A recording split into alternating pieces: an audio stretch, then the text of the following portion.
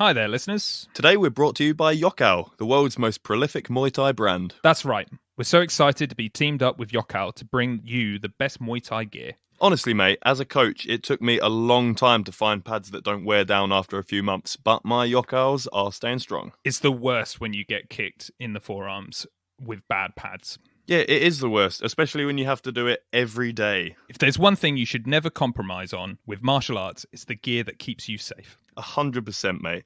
And Yokkao has the absolute best quality of training gear, gloves, shorts, and clothes as well. Not only that, it's the best value for the quality of the equipment too. Also, Yokkao are offering you 10% off any purchase by using code CombatCasuals10 at the checkout. That's Combat Casuals 10 with no spaces. Get yourself some top quality Muay Thai gear and save some cash.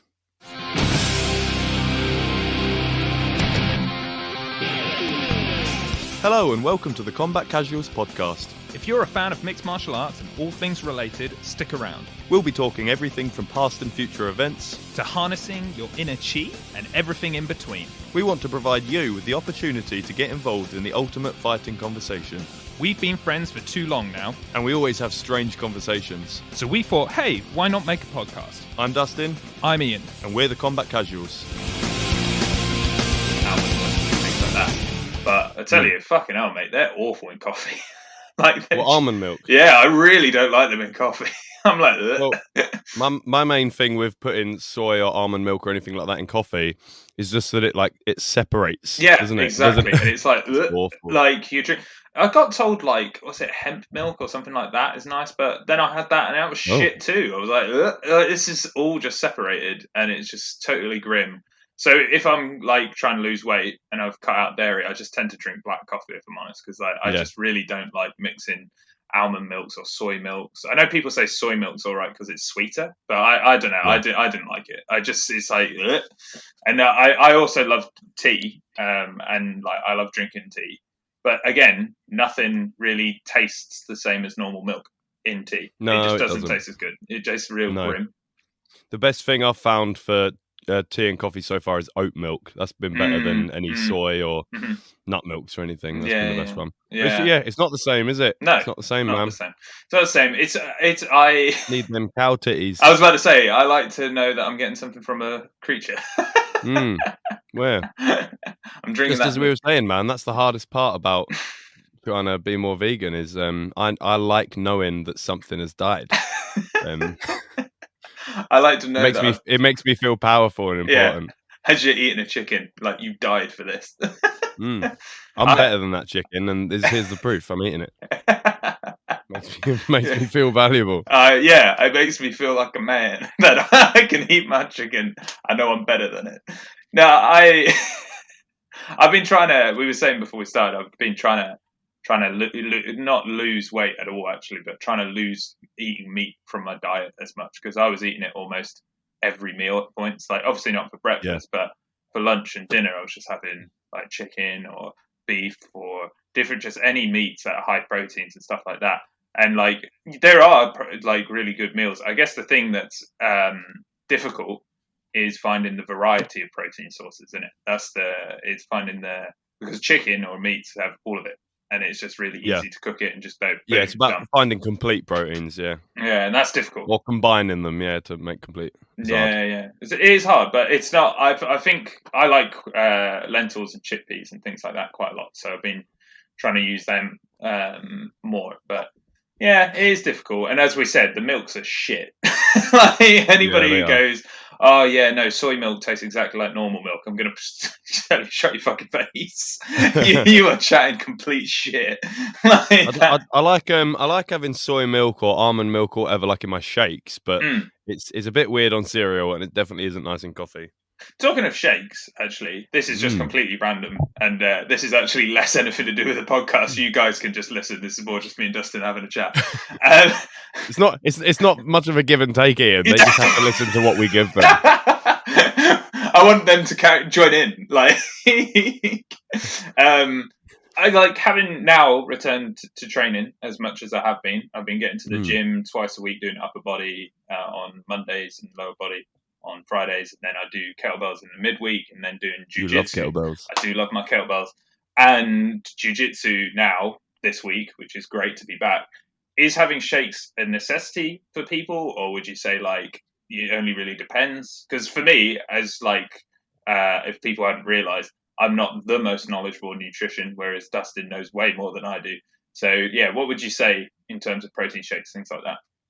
Shakes aren't necessary for anyone. Mm-hmm. Um, like just take a standard protein shake. You just like whey protein shake or whatever. Mm-hmm. The only point of it is to meet your daily protein target. So, like for example, a general bodybuilding rule is per day 1 gram of protein per pound of body weight, and that's kind of how much you need to eat to build muscle.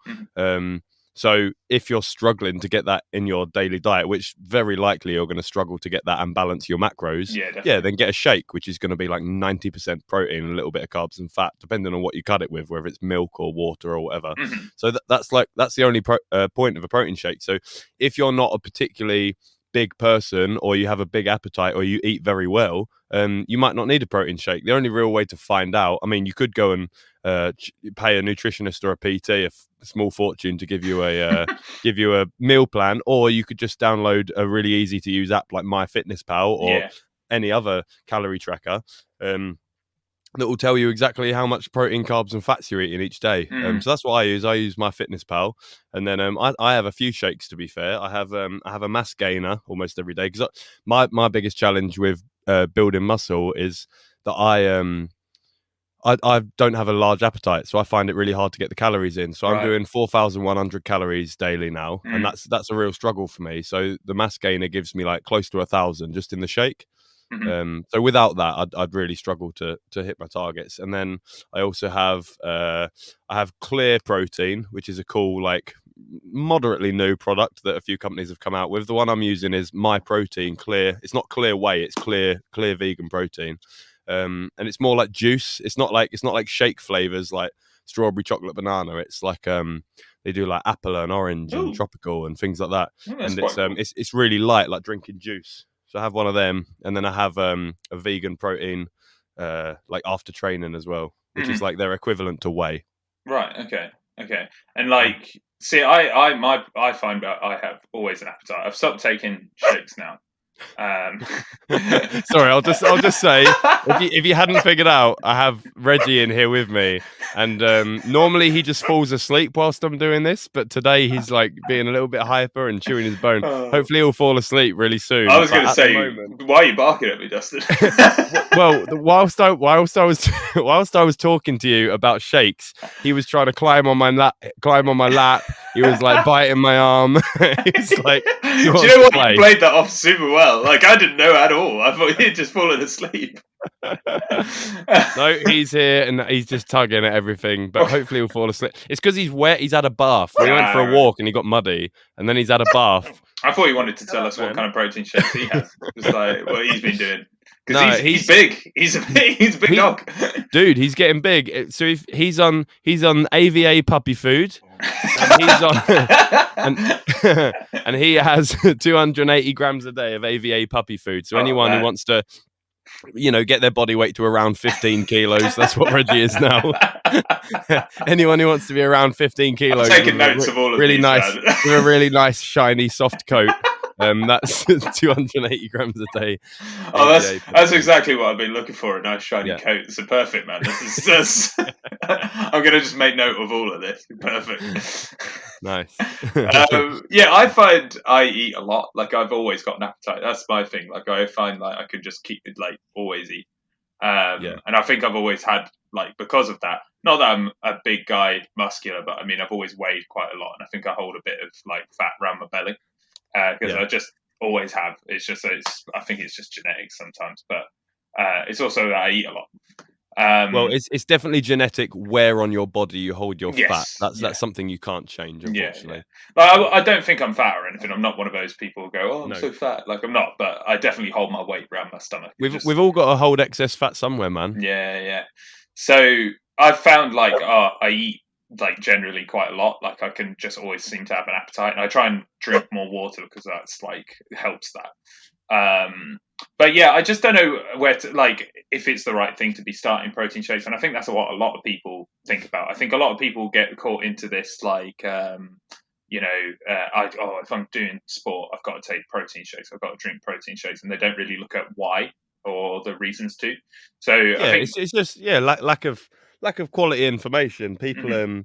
well, most people learn like when you're a kid. You don't learn what you're taught. You learn by watching your parents, don't Yeah, you? So yeah, people see bodybuilders and athletes and whatever drinking a shake, and they hmm think, oh, obviously that's how they got big. yeah, And yeah, definitely, that's the end of it. yeah.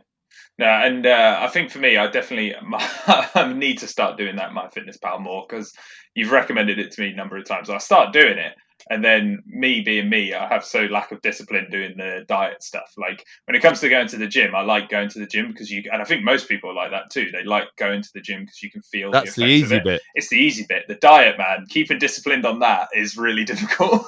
Yeah. Yeah, It yeah. is, mate. It is. And like, obviously, it's not a lot. It's easy for a PT or someone like me or whatever to say, like, oh, it's really easy. All you got to do is this. But at the end of the day, like, it takes a while to commit something to your routine. If Hmm. something's not routine, you're likely to forget. Yeah. And yeah, it is only a couple of minutes every day or whatever. But for example, when you're just hungry and you want to make, I don't know, a sandwich or some toast, Hmm. it's like you just want to make it and eat it. Yeah.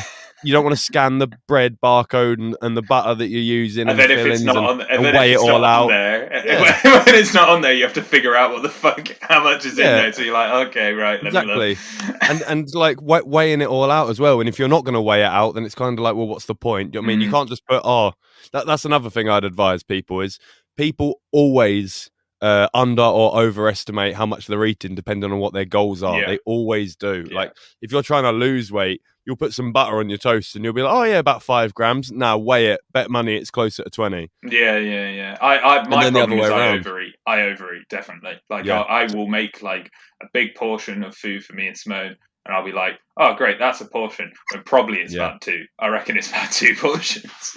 Yeah. So, Yeah. so you'll be highly likely to underestimate the Yes. nutritional content of Yeah, food yeah, yeah. I rather than over. Yeah, 100%. I think I definitely do. I definitely like Mm. underestimate how It's much. common, man. I always think to myself as well, have I eaten enough today? Like I'll think, have I eaten enough today? Like in the sense of, have I got enough nutrition in? Yeah, And probably more often than not, the answer is yeah, you probably have. Now, is it the right sort of nutrition balance? I don't know, because I haven't been following my fitness pal.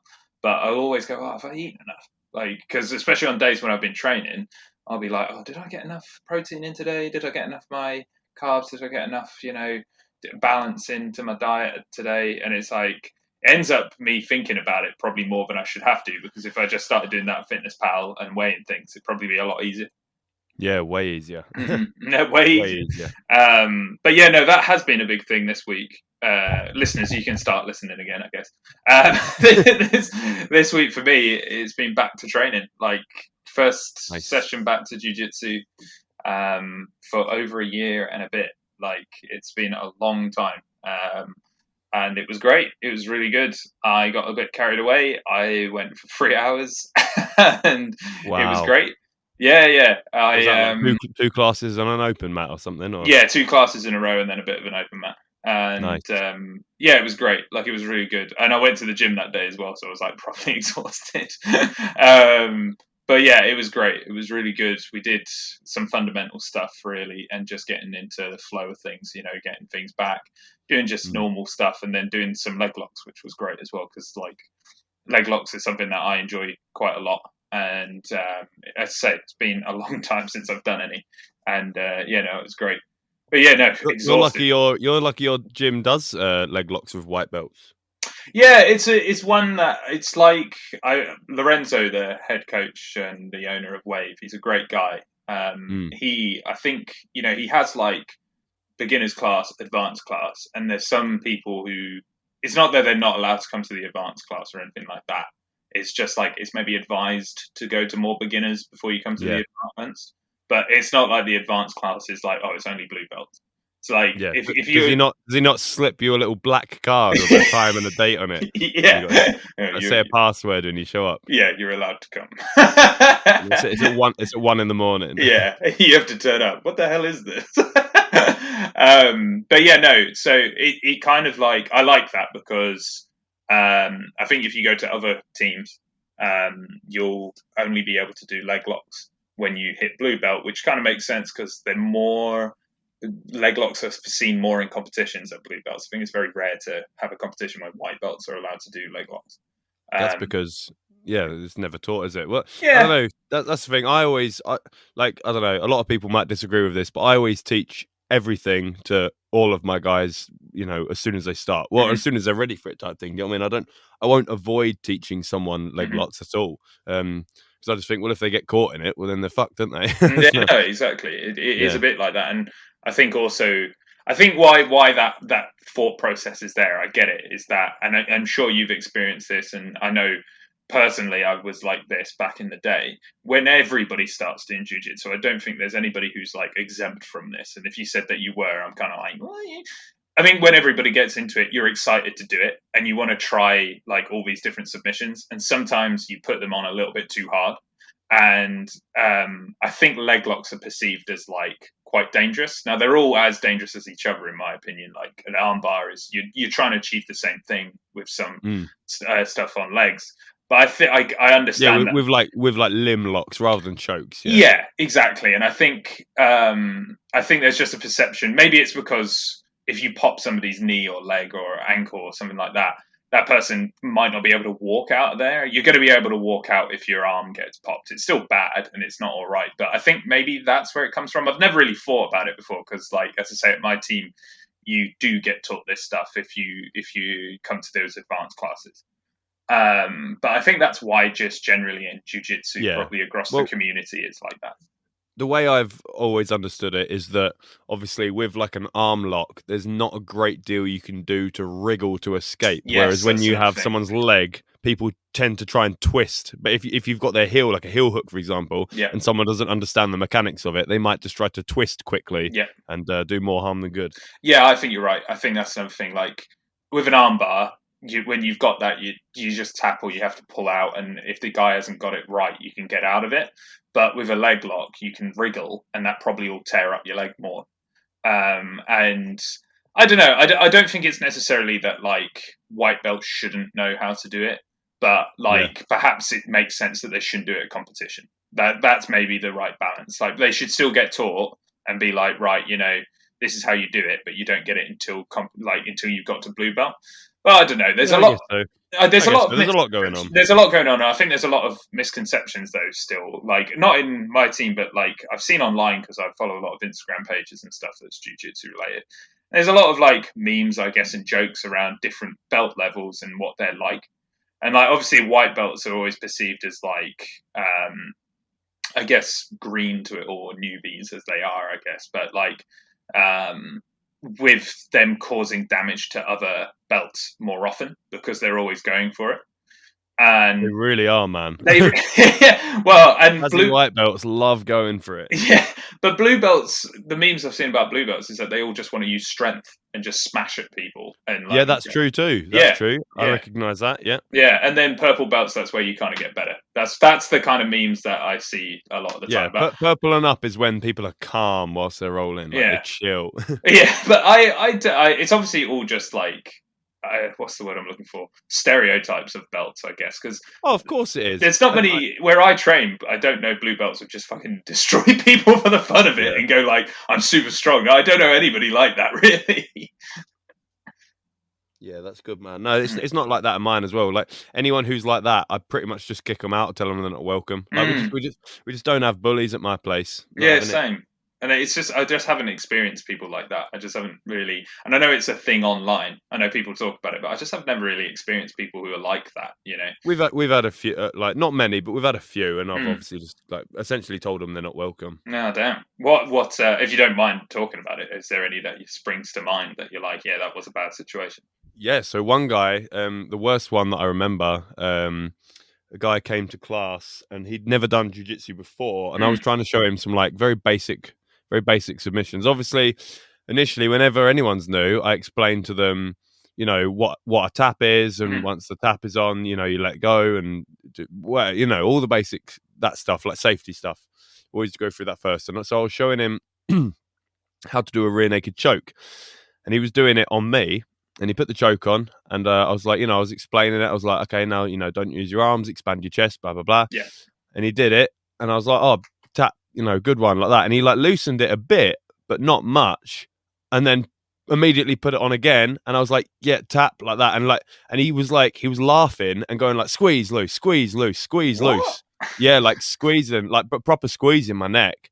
And I was like, right, okay, Jesus, like he's not gonna let him go. Do you know what I mean? So I tapped, and I tapped like, I don't know, maybe 4 times, and he weren't stopping.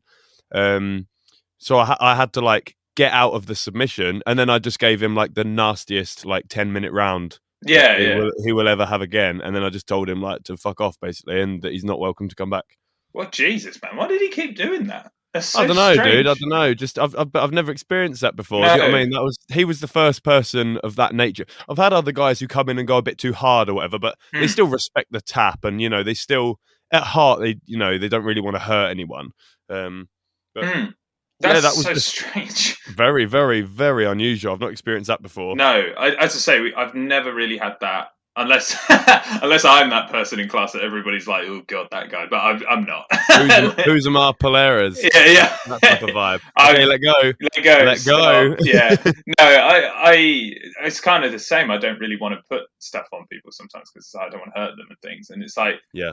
To be fair, at Wave, I've never experienced anybody like that. I've never had that sort of situation. That's really weird, though. That is such a strange, like, why, if somebody taps, even if you are going hard, like, let's say you are a person who's, like, wants to get, like, a really hard submission in for some reason, like, if somebody taps, you still just stop. And you're finished. And then to stop and then just grab that submission exactly again. Well, it wasn't about getting it again. It was about never letting go in the first place. Never letting go. Man. And just applying, just relaxing just enough to let the person just breathe a bit. And then, do you know what I mean? And then tighten it again. Like, just weird, man. Bizarre. That is so bizarre. And then I was like, well, fuck. Because I've like, he's I've put him in exactly how he needs to be. He had his hooks in. He had his hand behind my head. Everything was in. And he was just strangling me. And I was like, get out here. So even though he was brand new, it's still tricky to get someone off of your back when you're in that position. Yeah, definitely. God, man, that's crazy. Well, luckily this week nothing like that's happened. It's been pretty good.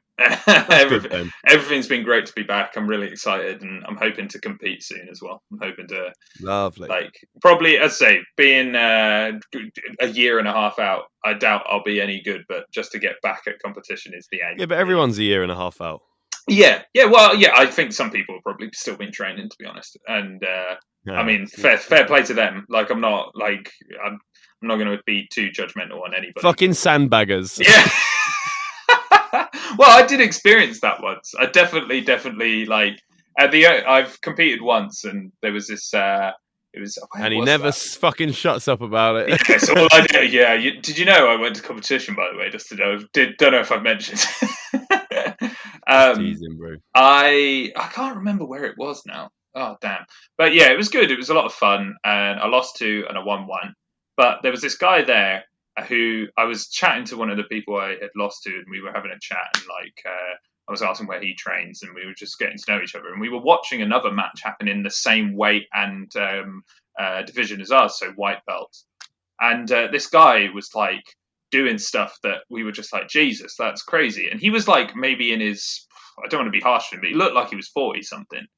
Okay. And the guy was like, I think he's probably sandbagging people. And I was like, how can you tell that? And he was like, well, his age for one, it's like, of course you can be a bit mature getting into jiu-jitsu, but he was like, the way he's like moving and the way he's getting things, it's like he's been training this for a long time. Yeah. And he knows, and his body's kind of like learned to move like that. So being at that age and learning this stuff, you can be a bit stiff. And it's like, you can always tell watching someone if they're experienced on the mat, 100%. Yeah, definitely. And I was just like, I don't know why the psychology of that, man. I guess it's the same thing as somebody coming in like going really hard, but like the only person you fall in is yourself, really, isn't it? Because if you win a competition, he actually lost. He actually lost in the final game second, but I'm kind of like, that silver medal he got doesn't really mean anything. No, to me anyway, because I kind of looked at that and was like, okay, well, great. Like, you should be beating these people because you're a higher level than everybody else.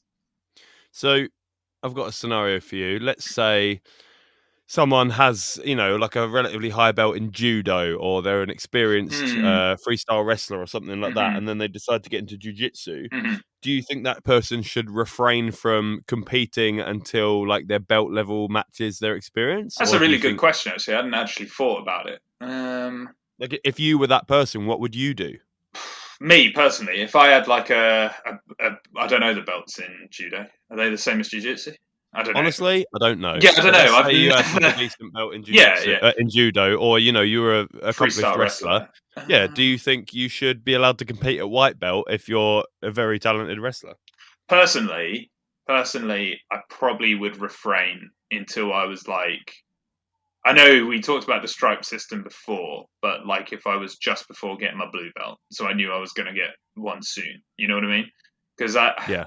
I think if I was that good at like judo, for example, which has a lot of similarities with gi, jiu-jitsu, I think it's a weird one because it's not exactly the same, and there is fundamental differences between the two of them. So like there is a difference between competing in judo and competing in jiu-jitsu. But Yeah. I think if you just went straight in and started competing and you found that you were like smashing people, either your coach would have to be like, right, okay, well, we're going to give you your belt quicker because, you've proven your talent, as we talked about before. Belt shouldn't be defined on just time. It's defined on your talent or your experience and how good you're doing. Yeah. Or you yourself go, right, I'm going to just take a step back until I do get to that level. Unless it takes forever. I guess it's a personal thing. Like if we are talking about a gym, not like mine, but like I know there's gyms somewhere where they go, oh, you haven't been at the team for long, so you can't have a blue belt or something like that. I think if that happened, then you would probably be like, well, no, I'm going to just go compete then, because why am I stopping myself from like going to competition? Do you know what I mean? Yeah, I guess there's a lot of different scenarios there, but I'd expect, or I'd at least hope, if somebody's that good at judo or that good at like wrestling, that would be acknowledged, and then you would Yeah. be able to compete at the right level, if you get what I mean. I know people in like famous athletes, like in jiu-jitsu, or famous athletes at martial arts who haven't got belts in jiu-jitsu have gone over. Like I know Khabib did that, and he won like a competition for jiu-jitsu. Not at white belt though. I'm just going to say that because that'd be brutal. Could you imagine? Imagine Khabib being at your next tournament. No, like just a little local. And you're like, oh Jesus! I think that was actually at black belt, so he won that. I think I wouldn't be quoted on that. It could have been brown, but it was very high level, and he won. Right. So I think that does happen, but I guess it's all very subjective, isn't it? I guess somebody else, if we had somebody else who actually was in that scenario, because I don't have a belt in another martial art, and came on and said, maybe they would look at it differently and be like, well, I'm doing a different sport, so I should be able to compete in something different at a lower level because it's different and there are fundamental differences. I don't know. It's a difficult one, though. Yeah. It's a good question. I hadn't really thought about it before. Yeah. Yeah. Well, there you go. I don't really have an opinion. I just thought I'd ask you.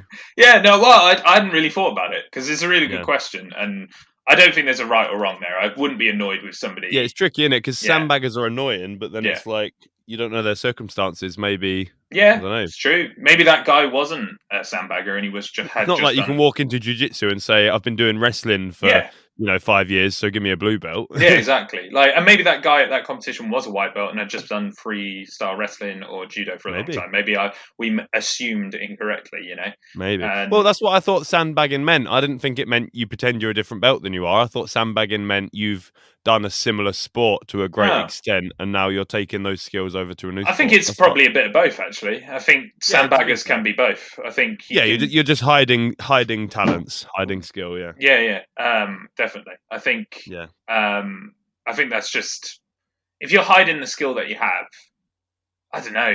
That's made me think now, but I think if you're hiding the skill that you have at jiu-jitsu and you're competing in jiu-jitsu, that's a dick thing to do. I don't think you should do that. Pretending you're a lower belt. Yeah. That's a dick thing to do.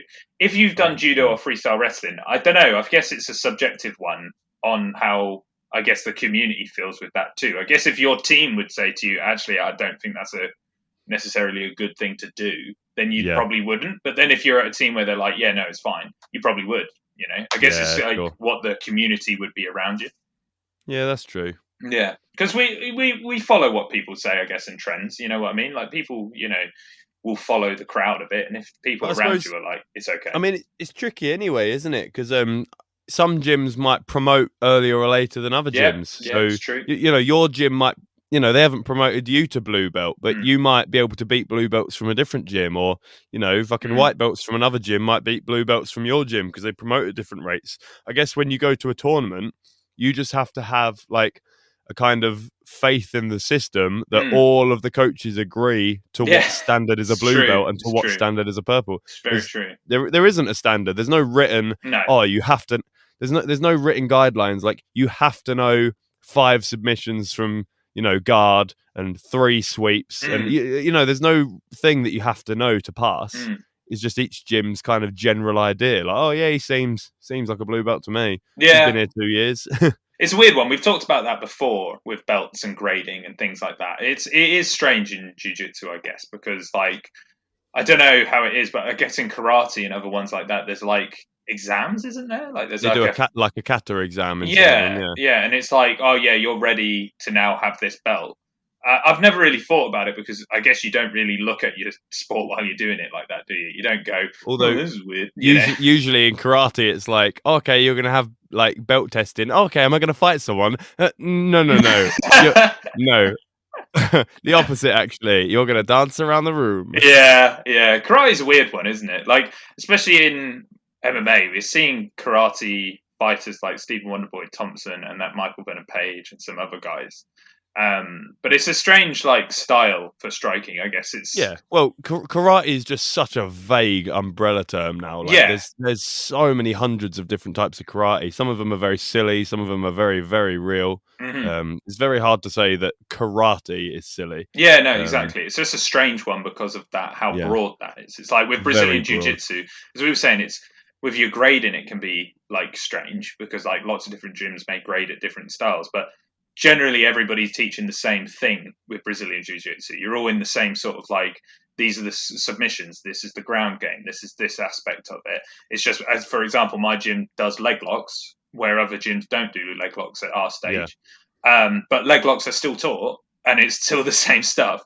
But with karate, it's like George St. Pierre, for example, did karate, but his karate was really different, like really different to what probably most people are doing for karate. It's just such a broad term that it's hard to be like, oh yeah, this guy's a karate fighter. It's like, well, what exactly does that mean?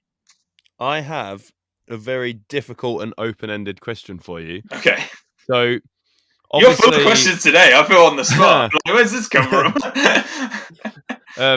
Prior to mixed martial arts, so like, I don't know, in the 80s and before, it was obviously, there were different styles. You go to somewhere, you train karate. If you do so, it was very unlikely that there would be anything on the ground. Or you go and wrestle, and if you do so, there's definitely not going to be any striking. Since MMA appeared, most different styles have kind of started adapting. Like, many styles of karate have started implementing groundwork into karate, like karate which previously never had groundwork. So I guess my question is, as you see, I mean, look at jiu-jitsu now with combat jiu-jitsu. Jiu-jitsu didn't initially have strikes. Now there's forms of jiu-jitsu which do have strikes. Jiu-jitsu initially was always in the gi. Now we have jiu-jitsu not in the gi. Things are kind of adapting to meet mixed martial arts and meet other sports. What makes a martial art and not mixed martial arts? What's the difference between training mixed martial arts and training karate, where you're learning how to fight everywhere, standing up, in the clinch, on the ground? What makes one karate and one mixed martial arts? Oh, that's really, I don't know. Impossible. It's like, I'm not sure. Also, am I qualified to comment? I don't know. I suppose it's just an open-ended rhetorical question, because I don't know the answer either. I guess how I would look at it is like, if you're doing karate and you're not looking at ground game, I know a lot of them have tried to adapt to that. And like, for example, I would never say to somebody that I do mixed martial arts. I would never say that to somebody, because I don't do mixed martial arts. I do a martial art, and Brazilian Jiu-Jitsu is a martial art. I think when you combine it to have like that striking element of it, standing for sure, I think that's when it starts to merge into mixed martial arts, I guess. But on the flip side of that, inherently doing Brazilian Jiu-Jitsu, that's a huge aspect of mixed martial arts. So Yeah. it has it's fundamental to mixed martial arts. So there's a big part of the building blocks of mixed martial arts that is Brazilian Jiu-Jitsu. So yeah, it's a difficult one, and I think like I know Rob from Gojo Life. He did a video on this guy who had gone into what's that promotion that Baz Rutten started? I can't remember what it was called. Oh, the karate one. Yeah, and I can't remember what have you seen like I'll say ring because I don't know what else to call it, but like have you seen the space that they fight in? It's very cool. Oh yeah, no, that one's cool, but I wasn't actually talking about that one. I was talking sorry. about no, we'll get back to that one though because that's really cool. But no, I think it was called Rings or something like that. I think, and it was like I know. way back in the day. And this guy came in and he was like, "I'm fighting with kung fu, karate, and like something else," and he did pretty badly. The guy he beat him up a lot, but like he was saying, it's commendable because he was trying to merge martial arts to make a new mixed martial art. And I think that's, I guess, the line, isn't it? I guess when you're merging multiple ones to make something new, I guess that's maybe where you can define it. I'm not sure. But this is what I'm saying. So when who merges it? So if you were a coach, Ian, and you grew up doing karate, and then you watch mixed martial arts and you think, fighting often ends up on the ground now. So I'm going to open a dojo, a karate dojo, and I'm also going to include some grappling techniques. And I guess you're doing mixed martial arts. Ian's karate. Ian's karate. You know what I mean? Do you got what I mean? But this is what a lot of people are doing. They're opening a karate dojo, and they're including ground game, which isn't traditionally karate, and calling it karate, and then we have karate guys who have ground game, and I'm like, well, to what extent is that still karate then? That's true. I guess you're fading away. I suppose I'm asking how much can a martial art evolve before it is that becomes changing and is it something different? Yeah. That's a good. I don't know. I think we're always going to see now, thanks to mixed martial arts and it being such a new sport, like in comparison to the one that everybody always talks about with it, which is boxing. Everybody's always like boxing and mixed martial arts. Boxing has been around for hundreds of years. Like it's been around for a long time. Now, martial arts individually have obviously been around for longer because like they're ancient, like martial arts in China and Asia and Japan, etc. China and Asia and Japan. I stand by what I said. But you know what I mean. Like across the world, there's martial arts that are being taught. Across the world, from China to Japan. That's the world to me. Shut up. I live a very sheltered life, all right? No, so like, yeah, I guess like with mixed martial arts now becoming a thing, it's such in its infancy of its sport. Because and not just in its sport, but of its like change to the cultural martial arts environment.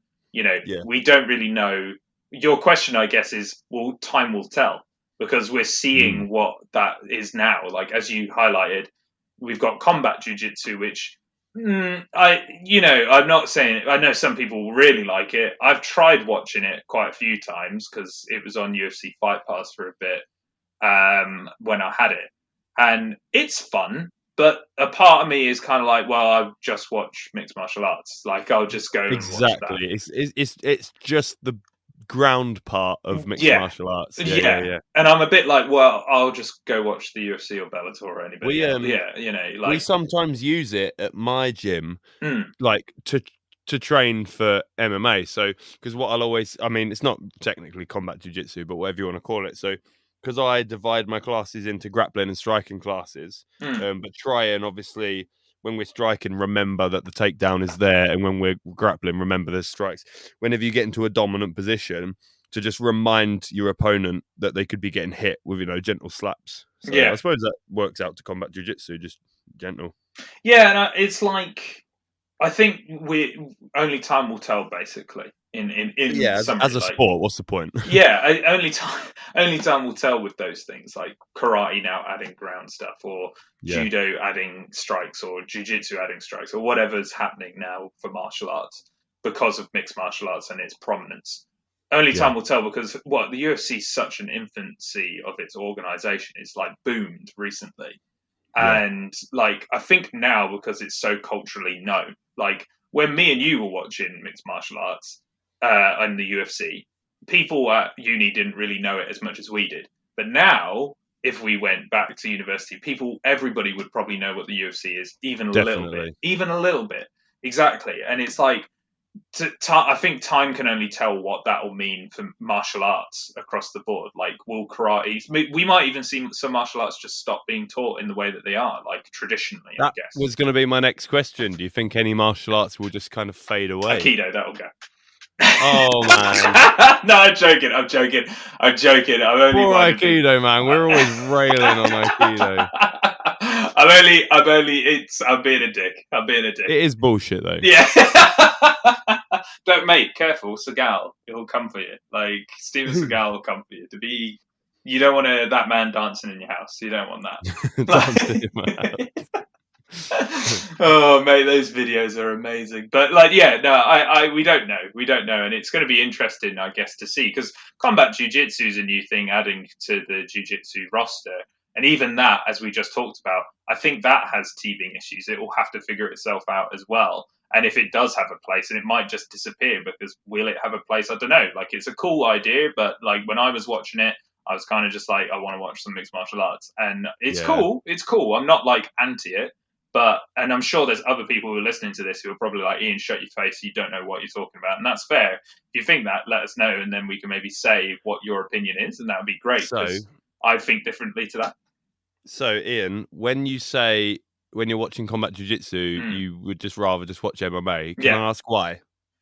Because I guess when I watch no gi jiu-jitsu or gi jiu-jitsu, I'm watching that for the grappling of it. When strikes are added to it, I'm kind of like, it was weird to watch because the rules of it are close enough to MMA that I'm kind of like, I want to see just full on striking and like clinch work and that aspect of it, that we're only seeing, I guess, slaps to the ground as well, which is also strange. It's like slaps, you can't punch people. Yeah, and then I guess in my head, as we've talked about before, when you're watching mixed martial arts, there's an element of it, which I know I side mostly on, it's a sport, but there's an element of it that is a real fight. It's a fight.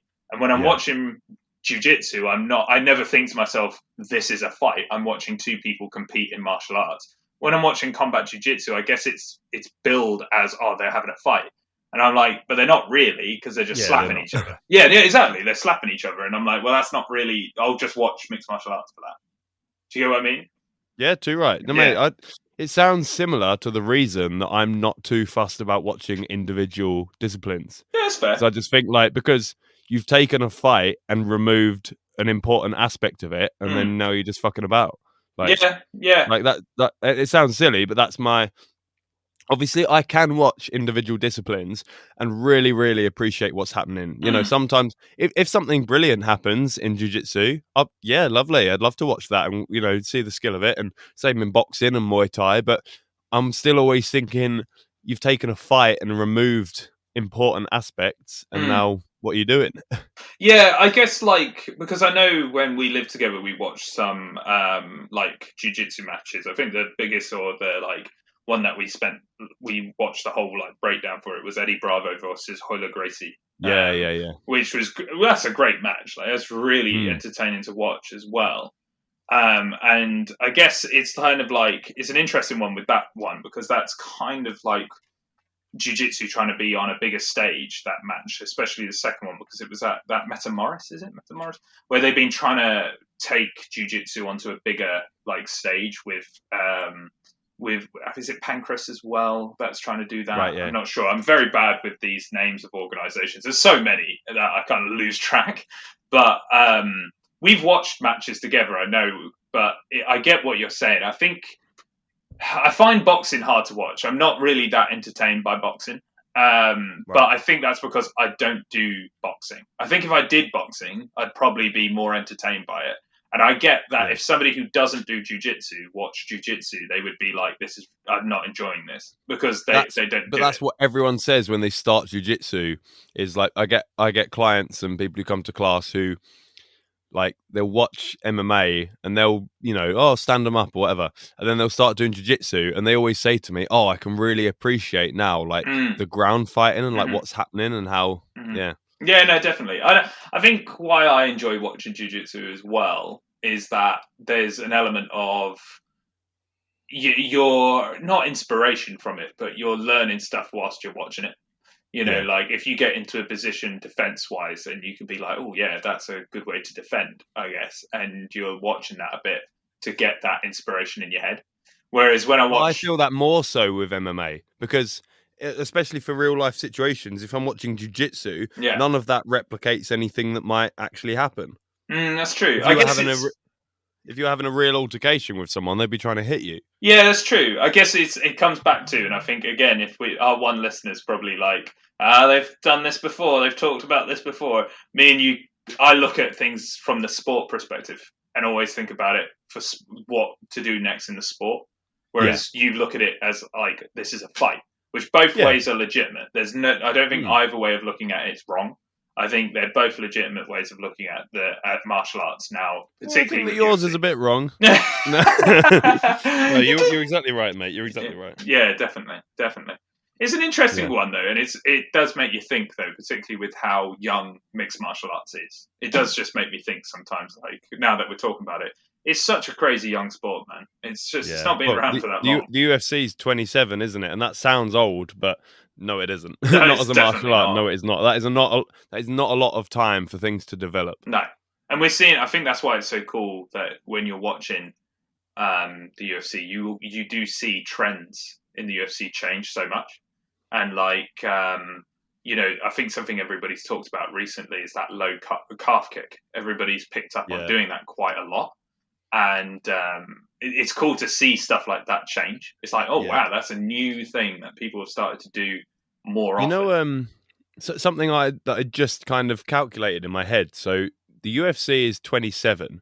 What would you kind of think is a prime age as a fighter? What's kind of your prime? Would you say like 28 to 35 30, kind of age? Yeah, 30. Yeah, 30-ish. Yeah. Okay, so the UFC started in 93, sorry. Yeah. And it didn't hit the ground running straight away. It was banned in a lot of places. Yeah. People saw it as like backyard brawling, silly bare knuckle. Took a few years to find its feet and like become a popular martial art. Yeah. When was Tough One? Was that like 2001 or something like that? Yeah. So since it got popular, I mean, so let's look at like Forrest Griffin and Stephen Bonner. That was when the UFC got popularized. And that was, are we saying 2001? Yeah, let's go 2001. I think so. I'm not sure though. Let me just check. Sorry, no, I'm off, mate. It's even later. It's 2005. Jeez, man, that's so much later than I thought it was. Yeah, exactly. So that's the age of the of like popularized UFC. Yeah, as we're looking at like 16 years. Yeah. So now let's say that for any given sport, like the best chance at being highly, highly successful in that sport is getting into it at a very young age as a child. Yeah. You like to think that most of the best runners in the world have always been running since they were children and so on. So, to say someone would want to get into mixed martial arts at, an age of like 5 or 6. Yeah.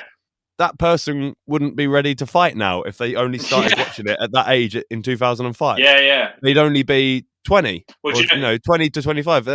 They're very young. So I think we're kind of just coming into right now the age where we're going to have people who have been doing mixed martial arts since they were children, which is not something we had prior to now because somebody it didn't exist. Who was like that, who didn't get much success, middling, I guess, mixed, is Sage Northcutt. He did not do amazingly. And he's very young though still, so will still. I think he will still improve because he's so young. He's so young. Hope so.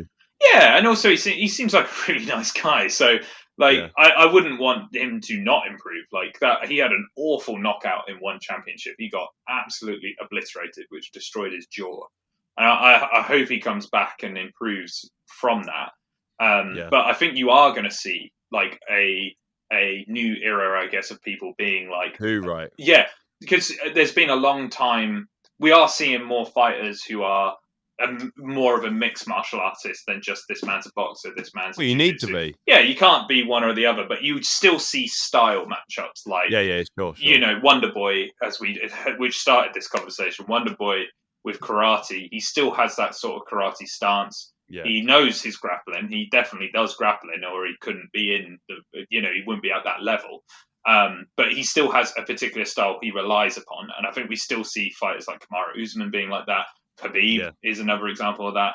Well, you're always going to be better at one aspect of a fight than another. And I think it's very, very rare that you get someone who's equally proficient in all aspects of martial arts. But will we start to see people who are equally proficient in all aspects of martial arts because they 100%. Do mix martial arts?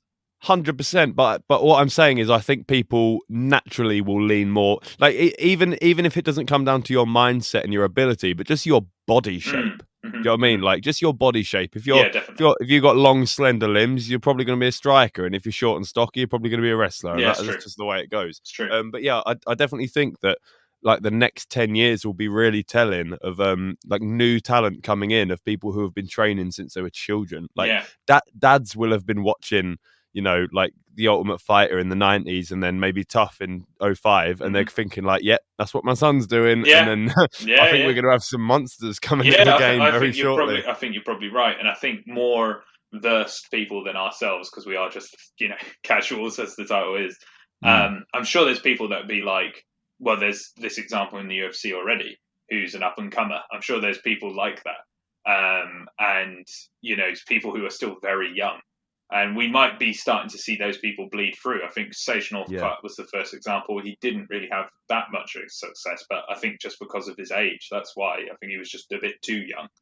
But I think we'll start to see it more, man. I really do. I think we're seeing right now as well, I think a lot of Russian fighters find their place in mixed martial arts. We're seeing a lot of Russian wrestlers take up places, because like that lightweight division, what's his name?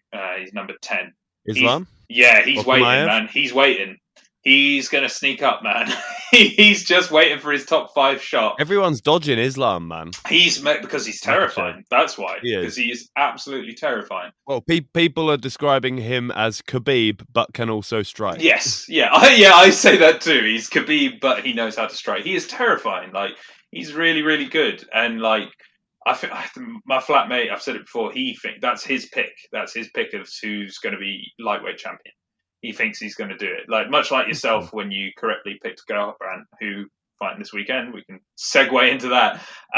But I think he is going to be probably champion at some point, and I think soon. He is knocking on that door. And I think people in the top 5, they just seem to be... It's not that they're like... It's a risk. It's a risk. Yeah. If you're number 5... Who's number 5 right now? Is it? I don't know. It might be Dos Anjos, but if you're number 5 and you fight number 10 and you lose, that's like a big deal, isn't it? That's like you've fallen out. You've fallen out of the title conversation. Yeah, big time. That's what you want to do. Yeah, it's like what happened to Tony. Yeah. He's no longer in that picture, man. I don't think Tony's in the title shot picture at all right now. I just don't think he's far away from it. Yeah, you know who else is about to fall out of the title contention? Cody Garbrandt. Do you think? Yeah. This is a good segue, man. Because you've not been wrong about his career. You've been like spot on. Do you think this is it? Do you think he's just not going to be able to do it? No, I don't think so. All he needs to do is fight smart. Like I don't know. It doesn't seem like a tall order, but he doesn't seem to be able to do that. He just loves to brawl. Like he's claiming this is his new him. This fight, he's revamped himself. Yeah, but I mean, don't we hear that from every single fighter every time they've had a loss? That like no one has a loss and comes back and says, you know what, I'm going to do exactly the same thing again. But I'm sure. Hear me out. I'm sure that this time it will work. They always come back and say, oh, you know, I'm a completely new guy. Like, watch out for me. It's like, you're not a new guy, man. Shut up. Like, I'd love that. I'd love it. Like Mike Tyson said, everyone's got a plan until they get hit in the face. He's going to go in there and he's going to think, oh, I'm going to duck and dive and do this and do that. And I think he's just going to get really wound up. He's now that people have figured out that all you got to do is wind him up. Yeah. I think that's going to be. I think Rob Font's going to do him, and I think he's going to go out there, and I think he's going to fucking pull faces at him and chat shit, and he's going to get wound up, make him brawl, and he's going to knock him out. Damn, man. Because Rob Font, it's an interesting matchup because they're both. I mean, the weird thing is, it's like I'm about to call Cody Garbrandt a brawler, but back when he started, I would probably not have defined him as that. I wouldn't have been like, oh, he's a brawler. But now, because of how he's been fighting, I am like, yeah, he brawls with people. He shouldn't be a brawler. He's not very good at brawling, but he is. He's Certainly. much better at the ducking and diving and the weaving and like smart striking. Like he's much better at that. The way he did in Dominic Cruz is just an example of that. It was disgusting. Yeah, it's insane. He completely made probably the best bantamweight of all time look like an amateur. He like completely fucked him up. He really fucked him up, man. It was nuts. Yeah, and he's got so many like KO and TKO finishes. Yeah, when he fights smart, but then as soon as he gets carried away, well, the best example of that, in my opinion, I know people go to TJ Dillashaw a lot, but I actually think Pedro Munoz. He outmatched Pedro Munoz pretty much everywhere. He was doing him in that fight, but he smelled blood. He started brawling, and he started brawling with somebody who I actually do think is very good at that style of fight. And I think Pedro Munoz is really good in the pocket and landing like big punches to knock people the fuck out. And he did it. He started doing it with that guy, and he got fucking knocked out. And I was just like, what an idiot. What an absolute moron. You were winning that fight, and you were hurting him, and then you went, fuck it, I'll just go for it. Just had to calm down just a tiny bit. Yep. Just a little bit calm. Yep. You would have had it. Yeah. Although, me and my flatmate were chatting about this. He was like, he would happily watch him versus TJ Dillashaw pretty much every year. Just make them fight once a year, just for everybody. Too right, man. What a fight. Both those fights are nuts. Just get them to fight every now and then. Just like, people aren't interested in the bantamweight division. There you go. Let's have Cody Garbrandt versus TJ Dillashaw again. But I've obviously, I mean, everyone does. I thoroughly dislike TJ Dillashaw. Yeah. I'm not a big fan of Cody Garbrandt, but I obviously really want Cody to win that because of how much I dislike TJ. Yeah. And I don't think he would. I think TJ will pull him into the brawl every time. It's weird. Back in the day, I actually really liked TJ before he went down to flyweight. And I wanted Dominic to beat him, but I did want TJ to beat Cody. I wanted TJ to take that back because during that Ultimate Fighter, Cody Garbrandt just came across as a knob, and I was just like I'm not taking sides in that whole saga of alpha male and all that shit because my God, what a load of drama. But I just preferred the way TJ fought, and I was like, he's really great I found him entertaining to watch. But after the whole steroid shit and all of that, I'm just like, I can't be fucking arsed. And like him going down to flyweight against fucking Cejudo was just, mate, what a fucking shit fight and what a shit build up as well. Like the two of them trying to shit talk each other was just embarrassing. I was just sad, and I was just like, this is not like TJ. Cejudo's now saying he's coming back, which I'm just like, I really wish he wouldn't. I find him so cringy, and I know that was what he wants, but I'm just like, ugh. And I don't watch it like, people go, they want you to watch it to see them lose. I don't even really want to watch him. That's the thing. I don't really want to watch him because I just find him really boring. Yeah. Yeah. Yeah. But that's fair, man. Garbrandt, man, I don't know. I want him to win tonight. I want him to win. I'd like to see him get a sense of not redemption, but maybe a chance to get back where I think his skill level is. But yeah, it's just a shame when you see someone so talented unable to use that talent. Yeah. I was about to say, I think you're probably right. I think he's probably going to lose. I think he'll lose. Yeah, which is a bummer, man. As I say, you want to see somebody with that skill level actually win, and it's just a shame. Yeah. So as I was like just kind of thinking about that division and who's there and who isn't, and like the history of the title, do you know what has happened to Renan Barão? Is he still with the UFC? Has he been cut? I think he's been cut. He last fought for the UFC in November 2019, and I'm guessing he's gone. Yeah, I think so. I think he's been cut. Man, what a mad career, because he won everything until, he had one loss when he met TJ Dillashaw, lost to TJ Dillashaw, then won one, then lost to TJ Dillashaw again. Then following that, lost to Jeremy Stevens, won to a guy called Felipe Nova, who I've never heard of, then lost to Aljamain Sterling, lost to Brian Kelleher, lost to Andre Ewell, lost to Luke Sanders, lost to Douglas De Silva. And he had multiple missed weights as well. And I'm like, wow, man, like, I don't know. It's mad. I mean, maybe we've seen it with Tony Ferguson. You see a guy lose convincingly, and then I don't know. How does that just change someone so drastically? That obviously happened with Henan Barral. I don't He met want TJ to. Dillashaw, got beat bad. Yeah. He got TKO'd twice, and then now he just can't fight. What happened to the guy? I don't want to be too judgmental here, and like I could be overstepping my mark in what I think, but there's something else that kind of coincides with his tail off, and that's the introduction of USADA. And I think like a lot of fighters who we saw tail off, Johnny Hendricks is another one. Yeah, too right, Johnny Hendricks, man. Yeah, I think there's a lot of people who are like, oh man, they're fucking destroying people. They're world beaters. They're fucking nuts. USADA comes in, and they're not so much. They start to tail off. Johnny Hendricks is another example, Henan Barral is another example. I think, obviously, Henan Barral also coincides with TJ Dillashaw. I think that definitely does. But, like, at the same time, like, he found it harder to cut weight. There's a lot of stuff that people were using that USADA coming in stopped, which helped people cut weight. He started to struggle a lot with that. He didn't look as quick. Yeah. Steroids helped with getting, like, speed. I just think he's one of those examples, mate.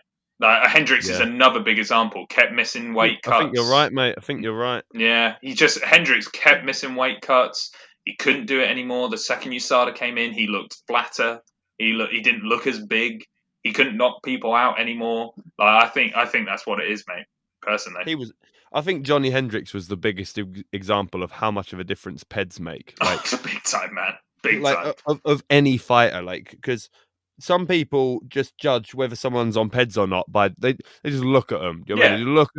They look at a guy like Yoel Romero or Costa or whatever, and be like, oh, obviously he's on the gear. And I'm like, okay, well, that's not the best way to just judge it. The best way to judge it is how did they fight, prior and post. Yes. And Johnny Hendricks is the most mad one because obviously a lot of people thought he beat George St. Pierre. I'm not going to sit here and say whether I thought he won or not. It was ages ago, whatever.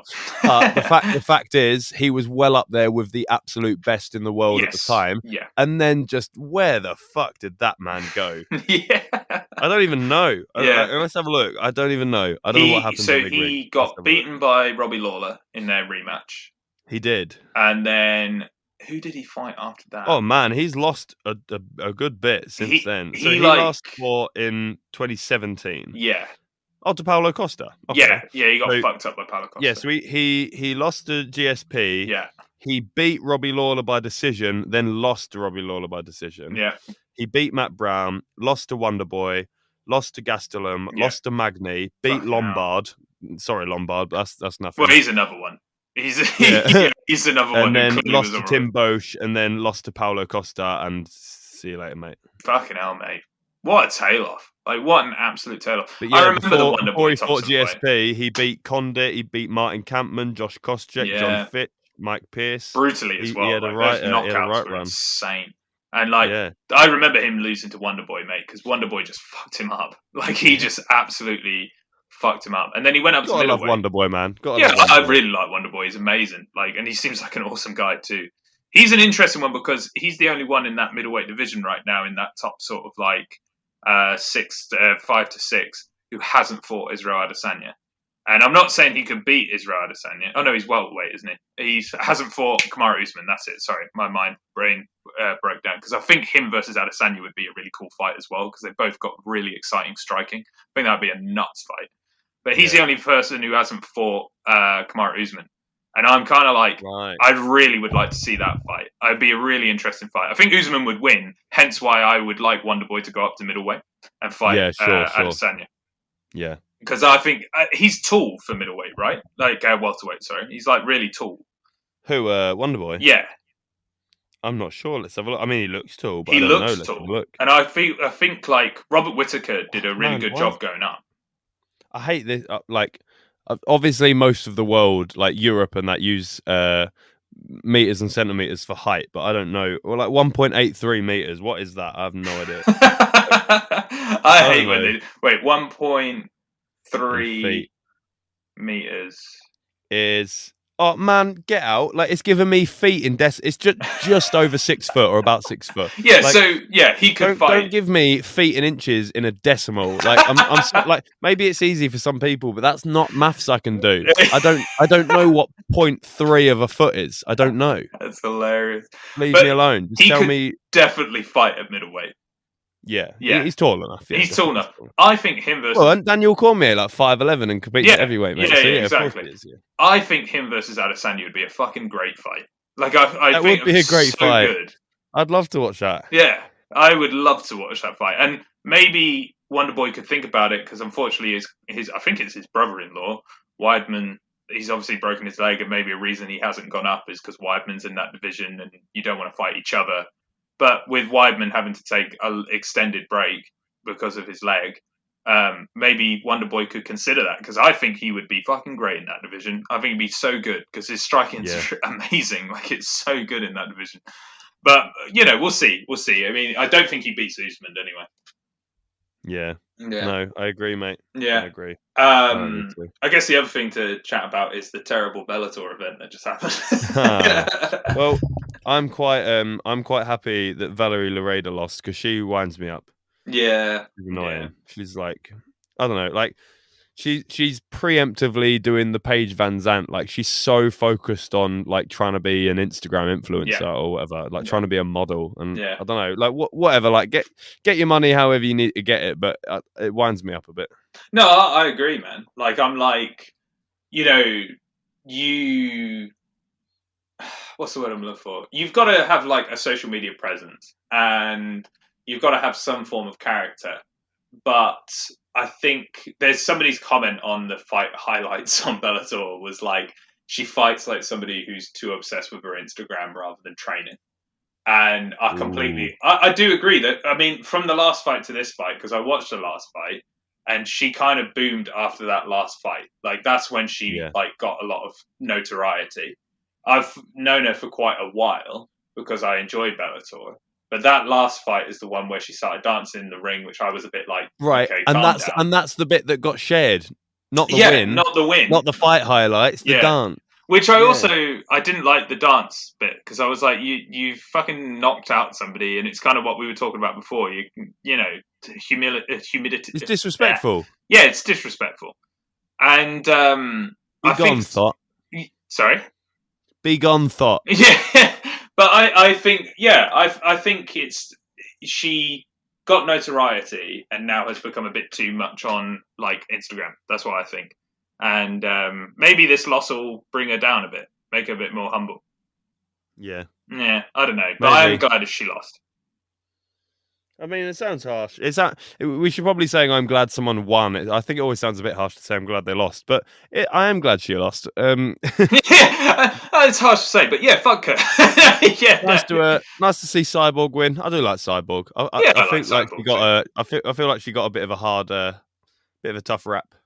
Yeah, I mean, her in the UFC. I mean, I thought it was always mad that she actually went into the UFC with how much they didn't like each other. I always thought that was crazy, especially when Dana White said she looked like Wanderlei Silva in a dress. I was like, Jesus, that's. I mean, it's well harsh, but like, I get it. She does a bit. I know that's really mean, but she does a bit. Into that. I'm not going to get into this. I'm not going to get into that. Mate, objectively, she's very masculine. Similar. She's very masculine. I'm not saying, I'm not even specifically saying she looks like a dude. Like in the same way a daughter can look like her father. Like she looks a bit like Wanderlei Silva. Yeah, but it's I guess like what's the word I'm looking for? I guess it's like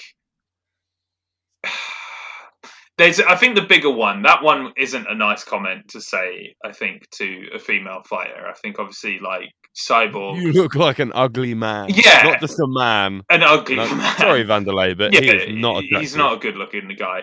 But, like, that's not a nice thing. To fuck Chuck. I want to fuck Chuck. Fight Chuck. Fuck Chuck. It's not a nice thing to say. And from the president of a fight organization, that's obviously even worse. And I think for Cyborg, I think she's had maybe from listening to interviews with her, perhaps she's had confidence issues and she's had problems like that. And then to have Joe Rogan essentially like saying, I think what was it that he said? It was something along the lines of like, she's the only fighter who cuts weight by cutting off her balls and shit. I was just like, That's a bit much. yeah, Bit it's much. fucking harsh, man. That's really unfair. Very unfair. So I agree with you. I'm glad to see her win. I'm glad to Yeah. see her get success because I think the UFC did her a bit foul. I think, and I don't know. I don't know what happened with her and Amanda though. Like, I'm not sure. Do you think she ducked the fight, or do you think she would have wanted it? I can't imagine her ducking it. I think she would have wanted to redeem herself. I don't think she would have ducked it, to be honest. Mate, I think once people get to that level, I think implying that a fighter would duck a fight is usually silly. 90% of the time, I think that's nonsense because it's like they're at the level that they're at and they want to be the champion and they're going to do whatever they can do to get there. Do you know what I mean? Like, Yeah. I think it's very rare that people duck people. Yeah. Like, if you offer any fighter a title shot, they're going to take it. Yeah. Like, they're not going to be like, oh, maybe I'll wait a couple of years and see if someone else beats the champion and then I'll have another go. They'll be like, yeah, I want to be the champion. Give me the title shot right now. Yeah. Like, they're all hungry for it. Even if they only win it and then immediately lose it, they want to be able to say that they were champion, don't they? Yeah. I think it's a bit of a nonsense to say, especially a respectable fighter like Cyborg. I think it's a bit of a nonsense to say they ducked someone. Yeah, I guess it's true. I guess it just doesn't seem to be like a definitive answer. That's the only thing. It's like, you know, they could. If the UFC seem to say that they, and I mean, you don't always trust what the UFC say anyway, but you know, there seems to be that they were interested in doing that fight. Cyborg wasn't. Cyborg says that she wanted it, but it was for a certain amount of money. And like it always seems to come down to money things, I guess, rather than in the UFC, not anywhere else. Not anywhere else. I think it comes down to like the whole situation we're seeing with John Jones. I don't think people who are saying that John Jones doesn't want to fight Ngannou are chatting absolute shit. Like he will want to fight Ngannou, but John Jones gets paid, yeah. But John Jones wants to get paid. That's exactly it. He wants to get paid, maybe more than he should. I don't know. Seems to be asking for a lot of money, but like it's going to be a crazy fight. So maybe he knows that he can get paid for that. I think I agree with you. I think maybe Cyborg was like, I want to fight, but I want to get paid for it. I want to get a certain amount of pay. And then the UFC essentially used that as she was ducking that fight, you know. Yeah, the UFC just don't pay anyone enough. They essentially like not blackmail. That's the wrong word. They try to manipulate people into fighting. It's like you either fight for this amount that we're going to pay you, and anything like if you want more money or anything, we're just going to say that you're ducking. Yeah. Well, no, that's unfair. Do you know what I mean? Yeah, I think you're right. It's not really a situation that arises in anyone else's line of work. It's not like you can just be at work and your boss says either you do more hours or what. I don't know what the consequences would be. I'm going to tell all of your colleagues that you're a coward. Shit. You're a coward. Yeah, like it don't really work that way. But you get what I mean? Yeah, definitely. It is a weird one, isn't it? Yeah. It is a weird one, I guess, and it's just I like Cyborg a lot, and I think Amanda's knockout of her was so fucking brutal that I think people maybe think she ducked a rematch because she didn't want that to happen again, but I don't think she did. Yeah. I don't think she did. No. A couple of other things I wanted to mention before we sign off is Jacare is being cut by the UFC, it seems, or at least I didn't know that. Okay, yeah, or at least it seems as if their working partnership has ended. Whether Jacare was like, I'd like to leave, and they were like, we're cool with you leaving, because Jacare announced it. It wasn't the UFC who announced it. He said, my working with like the UFC's come to an end. So maybe he's retiring. I don't know. It all seems very vague, but it looks as if his time's done in the UFC. That's a shame, but it might not be a bad idea. Yeah. Do you think he'll go elsewhere? Where do you think he'll go? If he's not retired, I could see him going to Bellator. I guess him versus Yoel 2 would be a really good fight, or 3. Have they fought? How many times have they fought? But them fighting again would be a good fight. They did have great fights. Yeah, I remember watching that one together. It was a great fight. It was a great fight. So you can always do that, but if he also just wants to retire and maybe just wants to compete in jiu-jitsu, then I would be cool with that too. I mean, he's done a lot. He's on my list of fighters who's probably like one of the best not to achieve UFC gold because he was Strikeforce champion. So that's fair. Yeah, that's fair. He was very good. He was very good. I think he just came into the UFC just at the wrong time. I think he was in any other era, he probably would have become champion. or even competed highly for that belt. I'm just thinking the middleweight division. Like Anderson was champion a long time, so maybe not. But like he could have competed really high. But that division, when he came into it, there was just it was so many big names in that division at that time. Yeah. That, any one of them could have been champion, and unfortunately, somebody's going to have to slip. That's just how it works. The other thing of significance that we don't know much about yet is that Diego Sanchez has stopped being with that Josh Fabia dude. Yeah, I've seen that. I don't really know why, though. I haven't seen much as to why. Like, Diego was really vocal on his story for ages, and then I've not seen much since they parted ways. I saw something online, whether it's fact or not. I don't want to go, this is what happened, but I think some people were saying that somebody in Diego's family, maybe his uncle or somebody close to him, essentially put down the letter of the law to him and was like, this person's ruining your life. Interesting.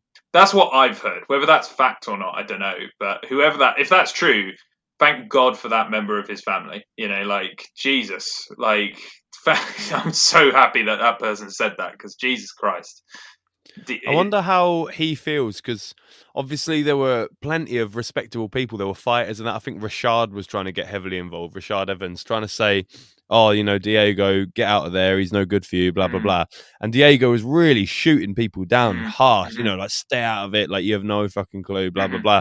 And then obviously he's done a little bit of a Yui and gone, maybe my family are onto something here. I wonder what his approach is going to be now that he's shot people down and said, you don't know what you're talking about.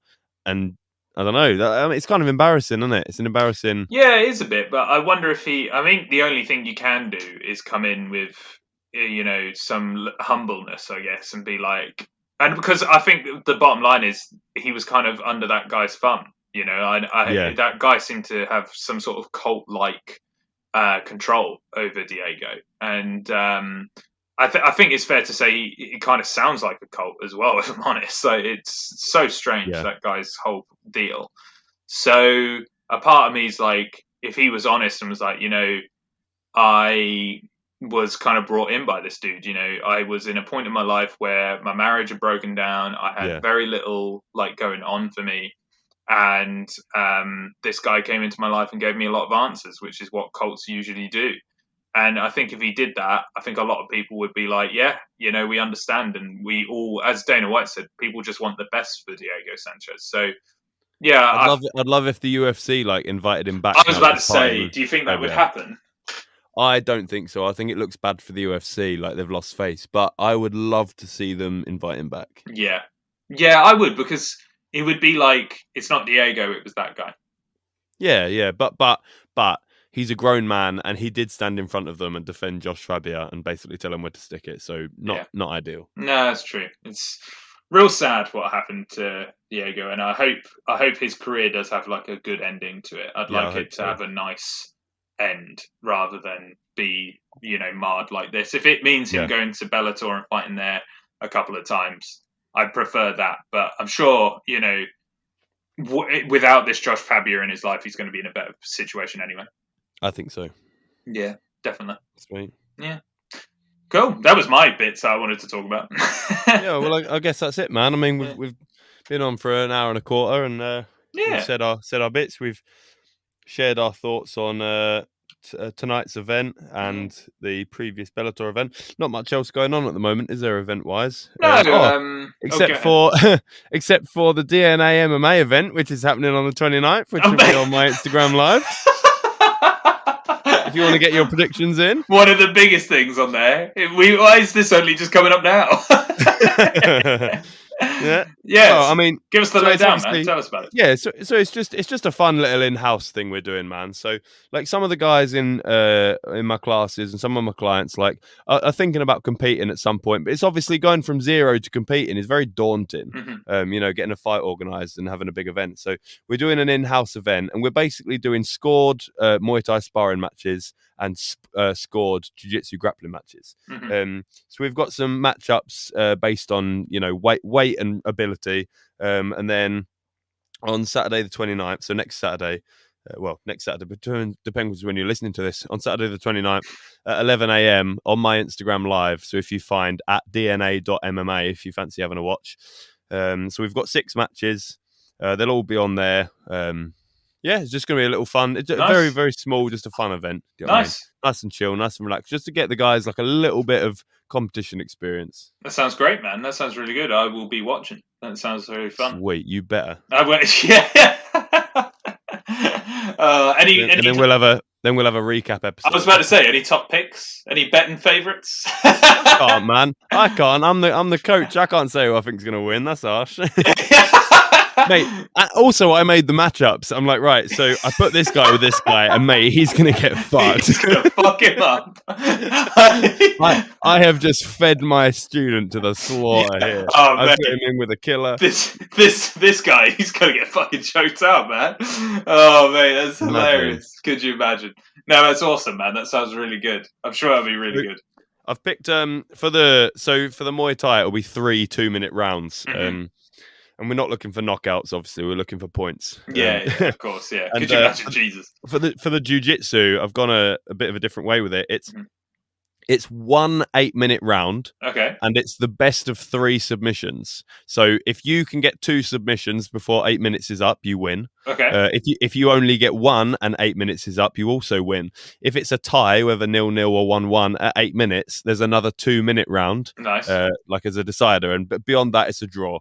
Would you do it like how Submission Underground does it? That somebody has a back control or they have an armbar control, and then if they get the submission in, say, 2 minutes, and then the other person gets the submission in 1.5 minutes, the person who gets it quicker wins. No, I'm happy to have draws because everyone's new to competing. Yeah, I'm more than happy to have draws. You know, because I think it's good for people's confidence to. I mean, obviously the same with the Muay Thai, right? Because there's not going to be there's almost definitely not going to be finishes in the Muay Thai. It's scored sparring. Mm-hmm. So if there's a clear winner, then there's a clear winner. If it's very difficult to decide a winner, then it'll be a draw. Yeah. You know what I mean? That's how we're going to do it. Because I think it's bad for people's confidence to. No, I agree, lose harsh decisions early on. Yeah. I'm sorry, it was super close, but you lose. That's it. No, that's fair, man. I think that's also we don't have professional judges in. Yeah, that's another big factor. Yeah, definitely. That sounds great, man. I think that's going to be really good. Fun. Yeah, awesome, great. Well, I'm looking forward to that. And that's I think we're next week we're having a break anyway, so that people who listen to this go watch that. Watch it. Yeah. Fucking watch it. Yeah, so my Instagram is at dna.mma. So you can, and that'll be on my Instagram live at 11 a.m. on Saturday, the 29th of May. And it will be approximately an hour and a half. Sound awesome. Sounds great, man. I'm going to be watching it. Sweet. Lovely. Great. Cool. All right. Well, all right, thanks everybody for listening, I guess. Yeah. Thanks very much again. Yeah. Hopefully you enjoyed that. If you have any questions, we'll say our email at the end in the sign-off, but drop us a message and give us questions. It's kind of weird. We're not doing the post-production discussion this time. I feel like we got more to say, but let's leave it to we're off air because we keep doing that. Well, so hopefully I'm going to put it together today, Ian. I was thinking after we sign off, I'll try and put it together. Yeah. I've got a few house chores to do. Yeah, I get that, man. And you got to look after Reg as well, right? So he's been really good, man. He's just been sat here. I can get his opinion on some stuff if you want, Reggie. Yeah. Reggie, come here. Hang on, I'll ask him what he thinks. Reggie, speak. Boy, so that's what he thinks. Yeah, I agree. Yeah, that was well high pitched, wasn't it? It was. I was like, was that a squeaky toy you just said? No, that was I squeezed him, and that's what came out. Oh, it's great. Yeah. But no, good. He's pressing buttons on my keyboard now. So I don't know what that's going to result in. I don't know what's going to happen. Oh man, we'll have a sign off where we just stop. Everything's been deleted. Yeah, let's just. Oh, could you imagine? Could you imagine? What do you think? What do you think, Reg? Speak. Good boy. Speak. Oh, and he just lifted his paws up and battered the microphone. If you're wondering what that blunt sound was, I was like, what happened?